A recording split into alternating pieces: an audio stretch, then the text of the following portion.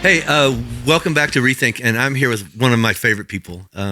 We go back a ways. We do. We do. I'm with Vinnie Lopez, and Vinnie, I've interviewed you for different things at church. I know we had like you run a I was going to say fight club, but it's more in that training facility and gym, and we'll get into that in a second. But we did a whole thing around training, and I interviewed on that, and asked you about leadership. But I want to talk about you today. Because sure? I do. Right, and you're sure.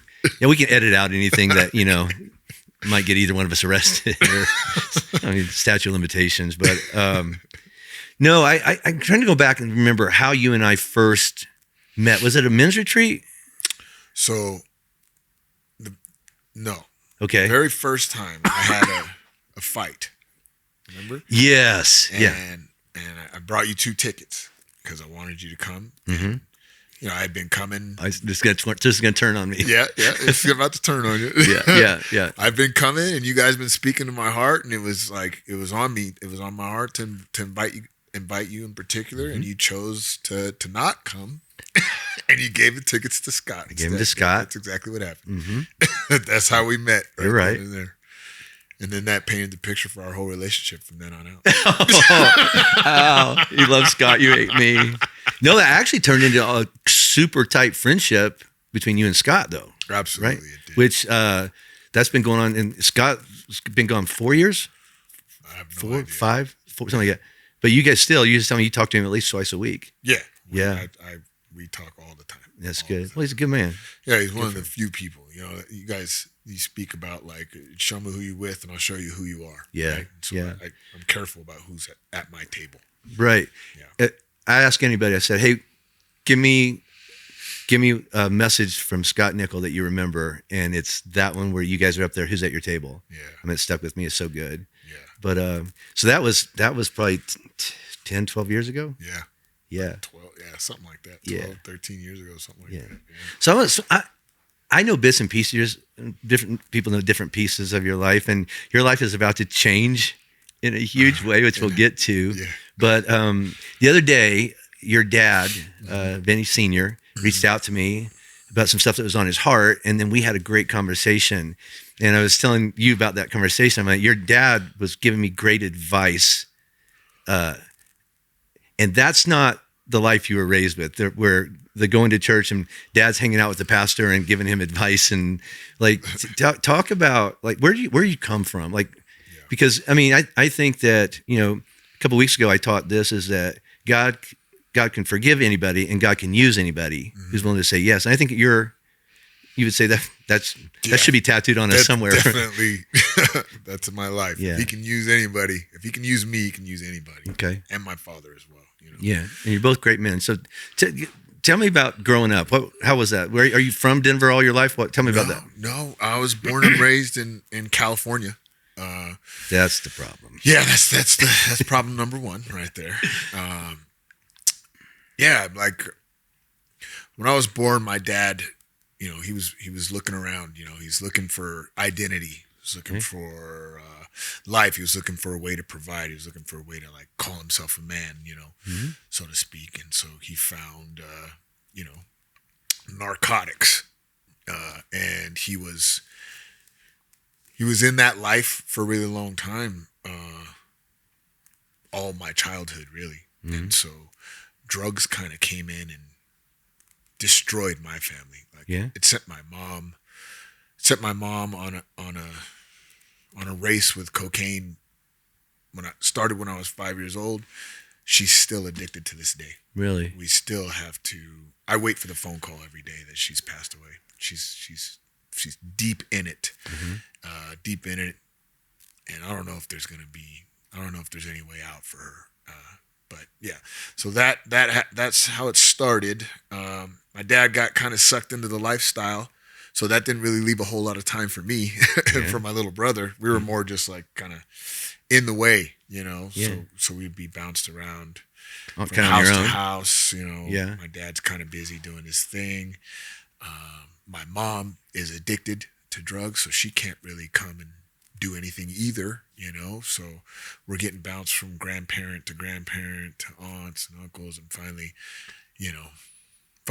I landed at my grandfather's house, but he couldn't handle me and my brother together. So my brother landed at my grandmother's house. And so we kind of spent a big chunk of time there while my dad was doing his thing. My grandfather was also doing his thing. He was also in the business, so to speak, the family business, we call it.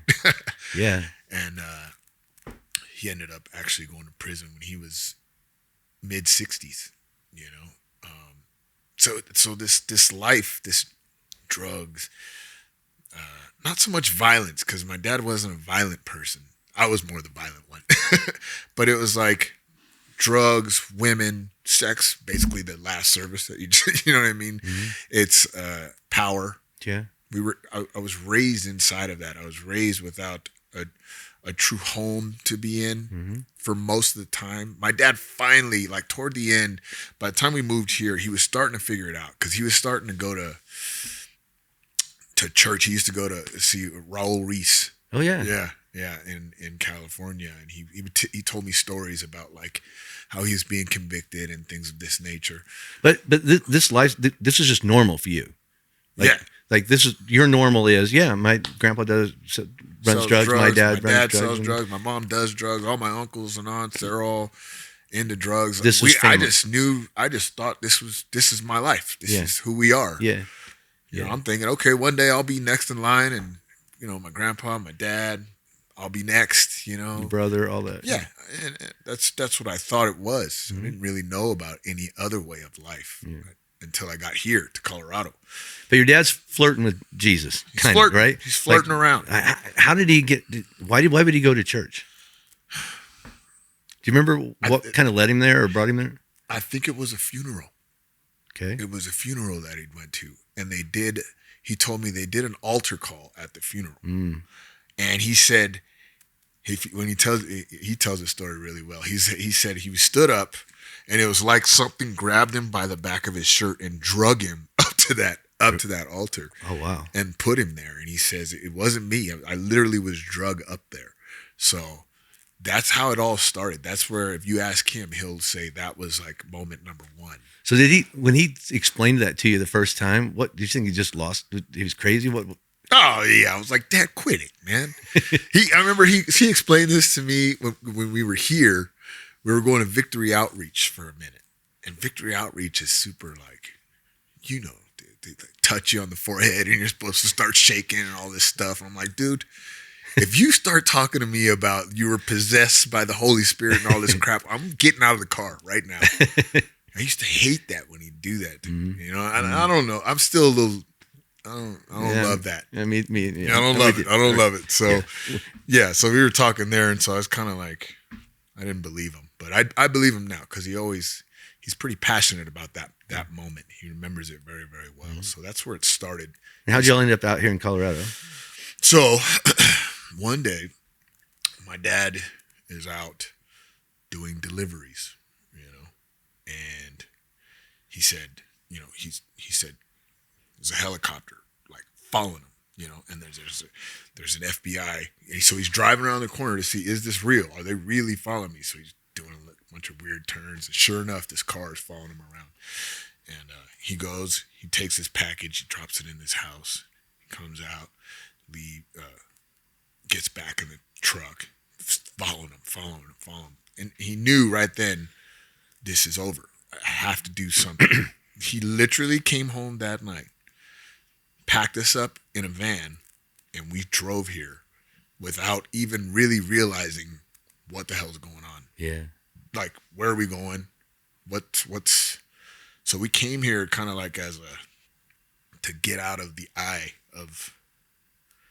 Was there any connection here? Yeah. His best friend, who's my uncle really, lived in Boulder. Okay. And so we drove straight there. Lived in his basement while my dad figured it out. He ended up buying a house in Louisville. So we moved to the new house once it was finished a few months later. But it was shell shock for me. It was like, okay, I just left California, where what I knew to be family and all my people were there, my friends, they're left in like a day. Yeah. So we're here trying to figure out, we're in somebody's basement. How old? 13. 13. Yeah, I'm 13 years old. Mm-hmm. Yeah. We're living in my uncle's basement for a while. Me and my brother are in Boulder. Like, think about it. I'm from California. Yeah. I'm thinking I'm some next generation dope dealer. Yeah. and you moved me to Boulder. Yeah. And so I start going to Boulder High. That only lasted a few months though, because I just stuck out too much. Like a sore thumb. It was not good for me. Yeah. In Boulder. It wasn't that good for me over here either. Once I got over here, I was too different. I wasn't a Mexican. I wasn't white. I was this weird Puerto Rican. What the hell's a Puerto Rican? You know what I mean? And the way that I dressed, the way that I looked, it was rough for a minute. And then when we get here, of course, my dad has then been bitten by the bug, so to speak, even more so. So he's like really diving into church and trying to change things for me and my little brother, which for me, I give my dad a hard time a lot because I can be a real dick. Yeah. But just the fact that he was able to flip the script after it seemed like this is my life. My dad being the one to say, no, I'm gonna do something different. I'm gonna try to point you guys in a different direction. I used to hate him for that. Really? I used to hate him for that because to me, I was next. I was already planning out what I was going to do with my life. You know what I mean? And now all of a sudden you're going to flip it on me and turn away and not teach me how to do this well. I wanted him to teach me how to do it well because he was one of the only dope dealers I know that never went to prison. The only one that's, and so I'm like thinking things are going to be a certain way. Then he went and flipped it on me. So I rebelled against that. And got religious. Huh? And got real religious. Real religious. Yeah. Oh my God. Shaking and falling on the floor and shit. I'm like, dude, if you don't stop that right now, I'm not coming back to this church ever again. But it was So what was next for you then? You don't next, really fit? I turned into just rebellious, man. Like I wasn't about to take this walk with my dad anywhere down this path. I was going to be what I was set out to be. So I started playing with drugs at a very young age. 14, 15, selling weed, selling coke. Is your little brother following you around? He's following me around. Yeah. He's following me around. Yeah, he ended up doing the exact same things that I was doing, fighting. I was just a mess. I was a mess. I was into gangs. I was into violence. I was into guns. I was shooting, stabbing. Like it was chaotic. Sometimes I sit back and I think to myself, like, how are you even still alive? You know what I mean? Like, how are you even still alive? Like crazy chaotic shootings and gang fights of like 50 people and people are getting hit with bats in the head. And I mean, it was just chaotic. In Colorado. In Colorado. I mean, we just don't think, like I'm really sheltered. That is all going on out there. We just don't know about it, right? I mean, And if you want to, you can go and find it. And I wanted to. Yeah. So I went and found it. I went and found some people who wanted to go down the same path that I wanted to go down, and we just wreaked havoc on ourselves, on everybody else around, and it was a crazy, terrible time for me. I remember sitting around a campfire up at the cabin with you and some other different guys, and we started just telling those war stories about the stupid stuff we'd done, and I talked about in high school I smoked a lot of weed, and then you guys started talking about the deals and the stuff, and I was just like, I am so out of my league here. I just want to get my drug around, but I mean, it's like when you say, I wonder why I'm still alive. It's like God kept you alive for some reason, right? Man, he really, really did. Yeah. He really did. And looking back, I can see almost like my dad tells this story of him getting pulled by this collar up to that altar. Yeah. For me, it was like, I look back and I can literally see him like just moving me half an inch to the left or half an inch to the right, like carrying me through, I was in prison for a long time. I spent 9 months in the hole one time, losing my mind. Yeah. Losing it, But yeah, like I'm in high school. I'm messing around. I'm selling drugs. I'm flunking out of high school. I didn't give a crap about school at all. But then things started to get like bigger for me, like bigger deals, bigger money, like bigger risks being taken. So right around like 2023, I started moving things across the border, from Mexico to here, from Europe, taking bigger risks. Yeah. And finally, I sent this kid across the border, and when he came back with the feds. So he set me up. He set my little brother up, and Christian was also involved in that. Yeah. And we all ended up getting about a 5-year sentence. So I went to prison. Yeah. When I first showed up in prison, my little brother was in the building that they put me in, because he went first, because I fought mine a little longer. I had a couple more bucks to my name, so I was like, screw this, I'm going to keep fighting it. Yeah. Even though I knew I was going to go at some point. I was just trying to hold off. So I remember in some of our talks before, probably the biggest emotion that was going right then was just a ton of anger. Oh, Like the anger was your that's my driving. That's still my go-to. Yeah. That's still almost every emotion that I have can still at times siphon it way down to anger. Mm-hmm. Or at least I mask it with anger. Yeah. Yeah. But yeah, man, I'm running around. I almost was trying to hurt myself. I remember feeling that way. Like I would be the first one to like volunteer to go first on the front lines. You know what I mean? To like be the first point of contact with whatever altercation we were going to get. I would always volunteer, and I'm like, what was I doing? It was almost like I was a little bit suicidal in a way, like a little bit like, take me. I don't give a shit. Mm-hmm. Yeah. And So you say that. So I think that, with your size and just, you have a look, right? You're the gorilla, right? And I mean, you're intimidating at first, but I gotten to know you, and it's like, you're a guy I want in my corner, because there's this tender side of you too, that when I see you with, Jen, or when I think about what's coming, or when I think about with your kids, or when I've seen you, because you do men's ministry. We do a lot of men's ministry together, right? And there's something changed, right? What changed that took the guy that wants to kill everybody in front of him, wants to hurt, wants to do all right? Because that's not you anymore. What can you? So your dad can go, I remember this. Can you remember a time when, like, it might be a season, it might not be a minute, a season when like something's got to change in my life? Do you know what that was for you? Because I think there's a bunch of men listening right now are going, well, I'm with you up to this part, but I'm still stuck there, right? So like, what was a defining moment? What was a change? You said something has to change. I don't want this anymore. yeah. Well, I mentioned I went to prison. Yeah. And I mentioned doing those nine months in the hole.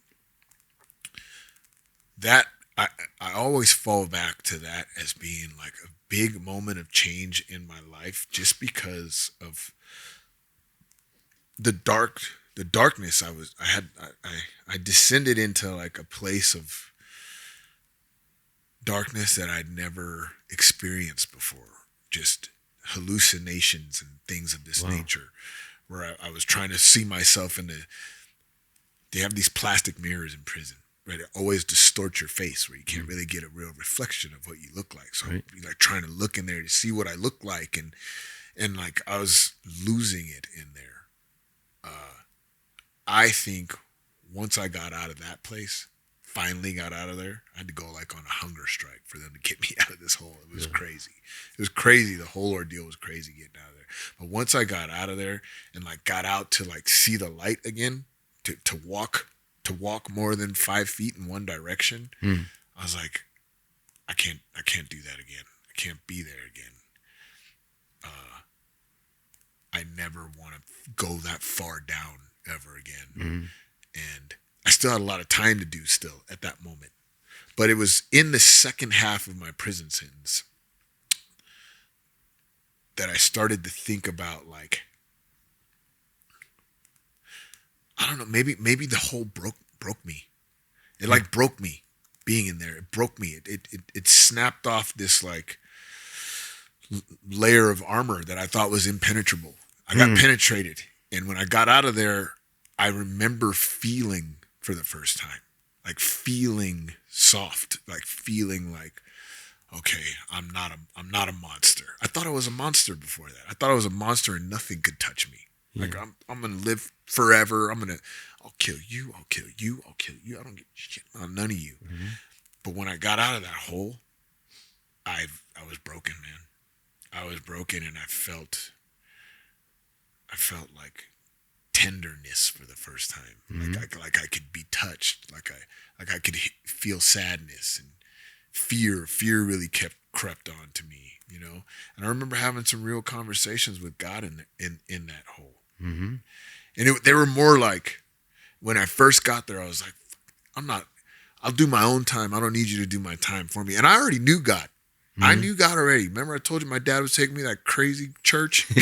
Yeah. I knew God. I knew who God was. I'd been learning about him. And thank God that thank God my father had the balls to flip it around, because if I hadn't known God in that moment, I don't know where I would have ended up when I got out of that hole. Mm-hmm. But I did know God, and I did have conversations in there about, like, I'm not going to use you to do my time, because I would see all these guys. They'd get to prison, right? And then they'd huddle up together, and they'd be like, we're just going to read the Bible today. Yeah. And blah, blah, blah. And then as soon as they got out, the minute they got out, they would be back at the strip club, and I would see them there. They'd be back calling whoever up and this and that. And I was like, I will not be that. I won't be a fake.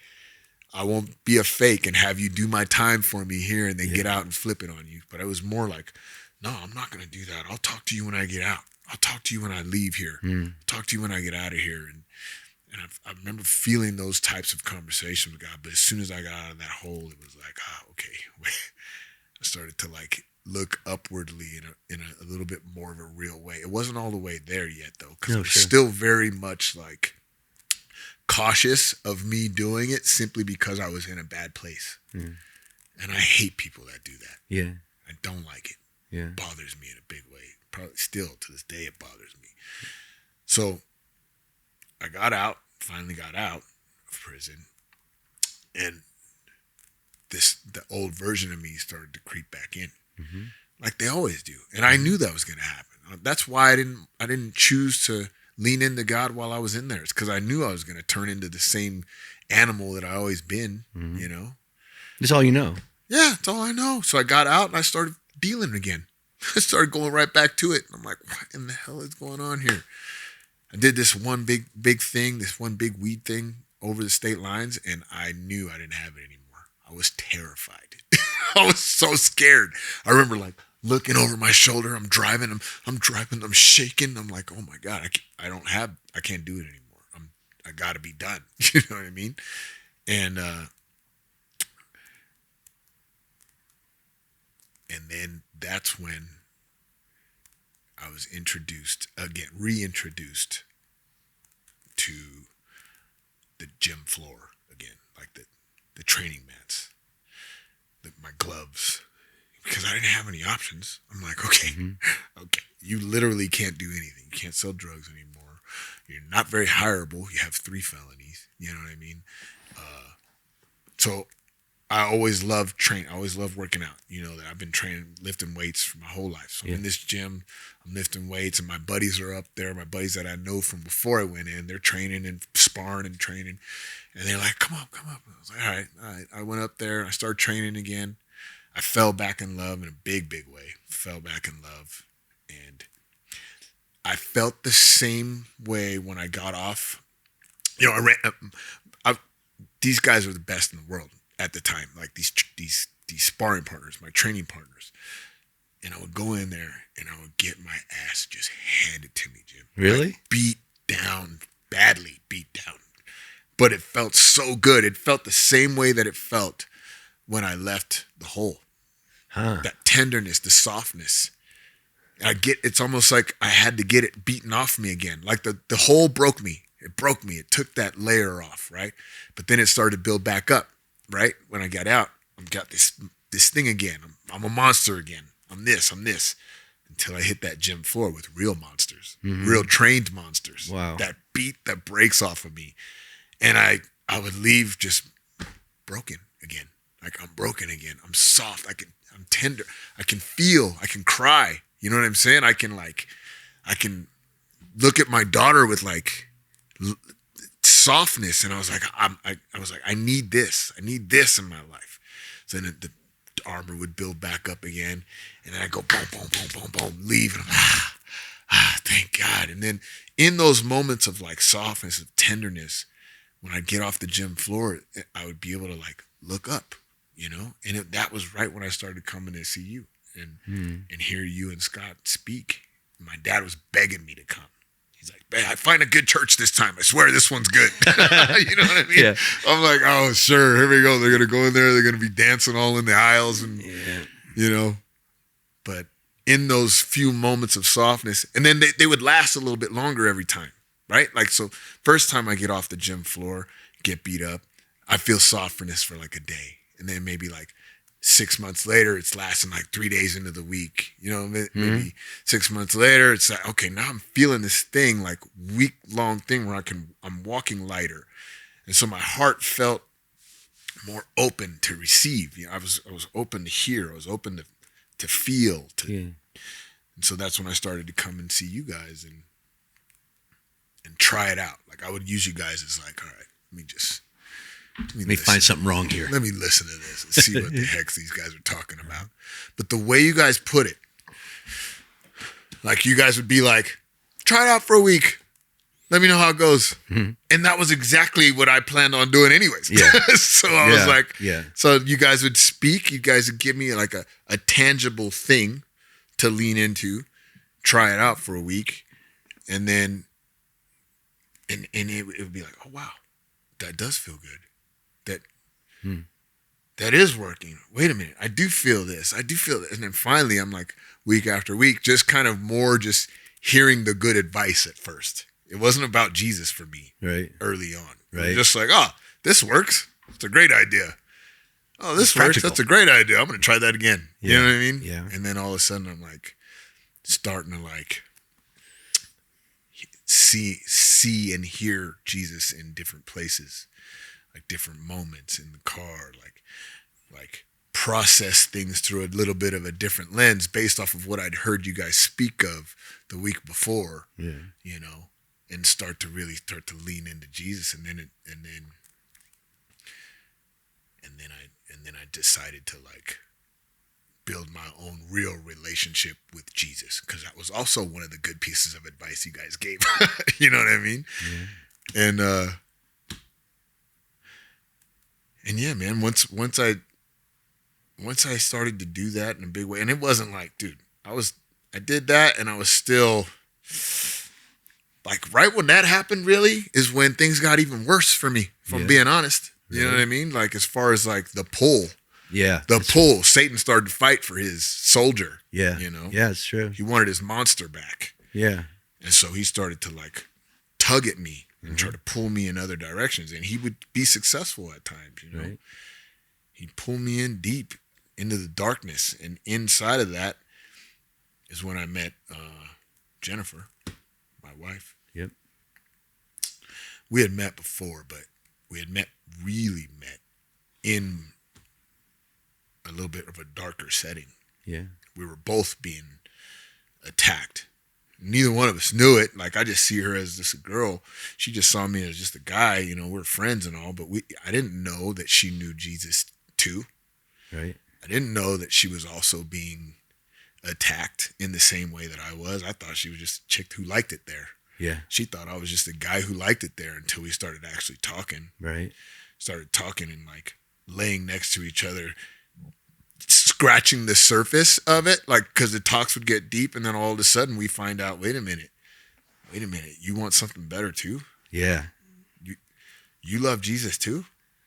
Wait, what? And we're sitting here together in this place? Yeah. Yeah. Craziest thing, man. Yeah. So before all this started rolling, I didn't know you have a baby coming this summer. I do. Right? I do. And you said, I'm looking for, because you have two other kids. I do. Right? And how old are they? 25 and 17. 20. And you don't get a rewind, and you don't get a do-over or something like that, and you have good relationships with your kids, right? I do, yeah. Now, I think there's different times when it's all parents. Yeah, I totally get it, right? But like, you're looking forward to you and Jen having this little I don't even know if you want me to say the gender or not, but it's like you're gonna have this little baby. Yeah. And what are you most excited about with this? You mentioned it earlier before this was all on, but yeah, I am most excited to be there day in and day out. I'm most excited to tuck her in, not only on a Friday night and a Saturday night. Yep. I'm looking forward to reading books on Tuesdays and Wednesdays and Thursdays. Yeah. I'm looking forward to being like an actual father and not the weekend fun dad. Yeah. You know what I mean? Who always has to make things fun. Yeah. It's also the biggest fear for me. Okay. Is that, not so much fear that I'm going to do it wrong. More, maybe fear is the wrong word. It's shame. Because my other babies didn't get that. Yeah. And I love them to death. Yeah, I know you did. And I hate to feel like I'm cheating them in any way. So part of me looks at it and goes, you son of a bitch. Yeah. Like, have you talked to them about that? yeah. Yeah, I did. Because I have. It's almost like that conversation would be honoring to them, because you don't get a do-over. You just, that's what we talk about. All you have is from this point on, right? Yeah. And you get another shot at this, but that doesn't, but you can still heal up some of the stuff. We don't have to carry guilt and shame around. Right. So let me kind of land this, because I think there's a bunch of guys that are going to listen to this and they're halfway through it and they're like, how do you change? Like, and is it worth it? Like, you did it. How can a guy out there, like, what are the questions he has to ask himself? What are like the decisions he has to make? Like, God can save anybody and God can use anybody, right? But you had to make some choices and decisions, right? So what would you say to a 25, 26-year-old guy out there who's going, you know what? This is all I know. I don't know how to be a good husband or a good father, I don't know how to do any of that. This is just my life. And that's where you were at a certain point. And you had to end up in a hole, which God puts us in holes sometimes, right? It's like now, I call them like a tunnel. Yeah. You go into a dark tunnel and you look, maybe it's at a light at the end. It's just, no, it's a train running over you, And eventually God teaches you something in that tunnel, right? So words of advice from Vinnie Lopez, right? It's like what, there's a young guy out there who's just doing all he knows to do, right? And doesn't think he can turn his life around. Doesn't think he can be a good dad, a good father, good husband, right? What would you say to him? I would say, first, make a real man-sized decision about where the heck it is you want to head. Okay. Right? Where it is. Figure out what you're aiming at. What's the target? Second, I would make sure that I surround myself with people who are headed in the same direction. That's good. It don't work. It will not work unless you do that. It won't. And that's why I lean into guys like you, guys like Chris Mosier, guys like Scott Nickel. You want to know why I call him twice a week? Because I have to. Yeah. I literally have to. If I don't trust myself. I'm one of those. It's deep in me. And then third, you got to be prepared to knuckle up when you get thrown off course. Not if, when. When. It's 100% going to happen. Yeah. And you better figure out whether or not you're going to grab yourself and keep heading in the direction you said you were going to head, or are you going to fold? Like, it's like there's these moments that they keep happening. Last week, for me, I run into them. Like I said, Satan he's never going to stop fighting for me. Right. He's never going to stop. Right. But like, I've made a decision that when it gets ugly and when it gets hard, I'm not just going to use that as a reason to pull my focus off of where I said I was going. Like you have to be prepared to fight when it gets ugly. Yeah. And fight in a way that's going to keep you on course. Yeah, it's good. The other thing that, and I taught on this a few weeks ago, is the very thing you think ought to disqualify you is the thing God will leverage. And you and I have done a lot of men's retreats together. Yeah. And I when I stand up and speak, the heads all turn because it's a pastor of a big church. Right. When you stand up and speak, it's your story. Yeah. Like, you're one of the most influential men at these men's retreats. Not because of your size, not because of your right. I mean, you train world-class fighters. You travel the world with fighters. You have a successful gym. You have a great, beautiful wife, a baby on the way. It's like, right, that's not, it's like your story that you just shared here. Like, I have my sermon, Scott has his sermon, you have yours, right. And it's your life, and people pay attention to a changed life. Yeah. And so you have to make a decision, right? You have to surround yourself. You got to knuckle up. But I think one of the things that helps us is, like, you can't apologize for your past. No. But you can't leverage it, right? Your story is your story, right? And I think you do that well. One of the best. I'm glad you're in my life, and I can't wait to do another retreat, and another one. We went to Africa together. I know. And did retreats, and again, I'm Pastor Jim, but you're Vinnie, and your influence in the kingdom is amazing. So I'm glad God brought us together. All right. And congratulations on the baby coming up. Thank you, brother. All right. Thanks. Appreciate you.